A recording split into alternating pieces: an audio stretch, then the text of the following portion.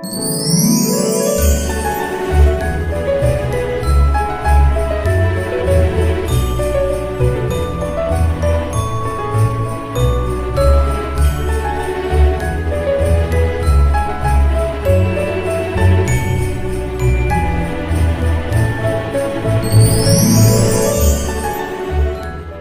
salam sejahtera dalam kasih Tuhan kita Yesus Kristus.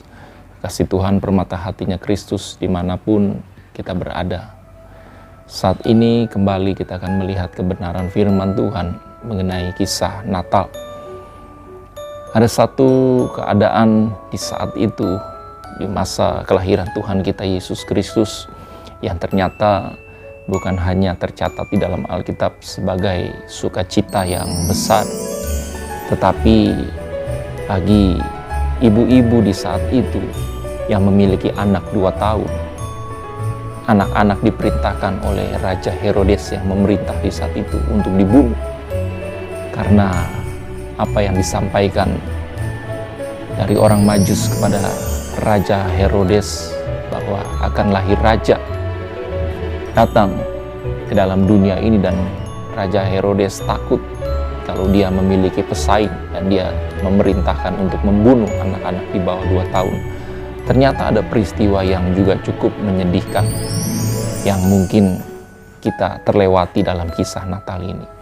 Tetapi yang saya mau sampaikan di sini ini juga merupakan sebuah pesan berita Natal bagi kita, bahwa Natal berbicara mengenai keselamatan bagi kehidupan kita sebagai orang percaya. Dan di dalam keselamatan itu ada harga yang harus dibayar.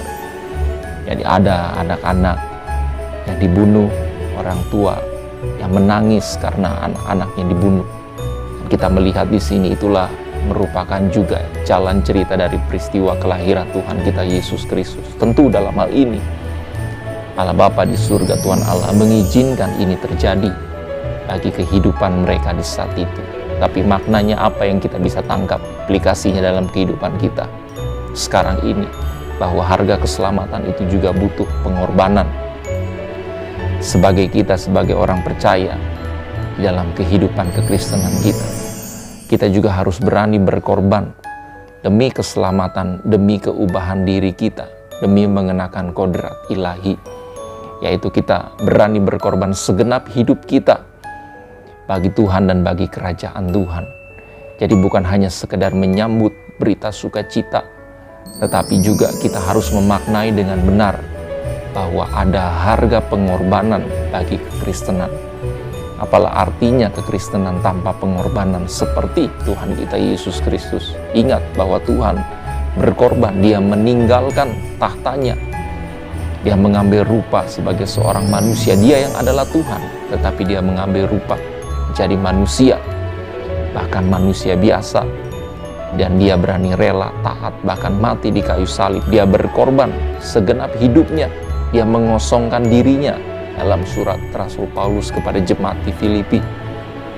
Oleh sebab itu kita juga harus berani mengosongkan diri kita demi keselamatan ini.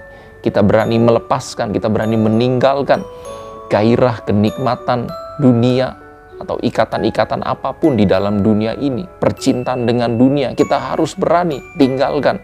Itu harga keselamatan. Kita harus berani berkorban sebagaimana Kristus berkorban untuk kita.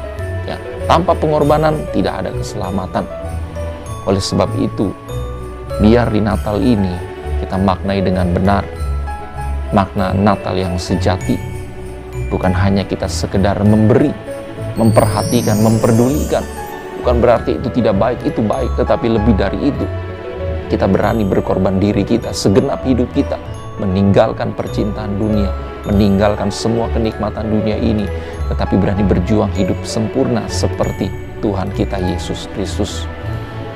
Mari Bapak Ibu yang kekasih dalam Tuhan Yesus Kristus, kita berjuang dengan benar di dalam memaknai Natal dari tahun demi tahun, supaya esensi Natal itu tidak menjadi pudar dan menjadi bias, karena hanya kita sibuk dengan memeriahkan suasana, memeriahkan rumah kita, memeriahkan tempat tinggal kita, memeriahkan gereja kita, tetapi kita tidak berani berkorban diri kita, segenap hidup kita, meninggalkan percintaan dunia demi kesempurnaan yang dikerjakan oleh Tuhan kita Yesus Kristus.